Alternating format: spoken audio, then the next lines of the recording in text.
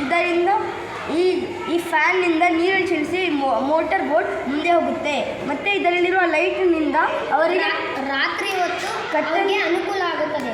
ಕತ್ತಲಲ್ಲಿ ಹೋಗೋಕ್ಕೂ ಕೂಡ ಅವರಿಗೆ ಅನುಕೂಲವಾಗುತ್ತೆ. ಇದರ ಮೇಲೆ ನಾವು ಶೀಲ್ಡ್ ಇಕ್ಕಿ ಅವರಿಗೆ ಮಳೆ ಯಾವುದೋ ಕಷ್ಟದಿಂದ ಕೂಡ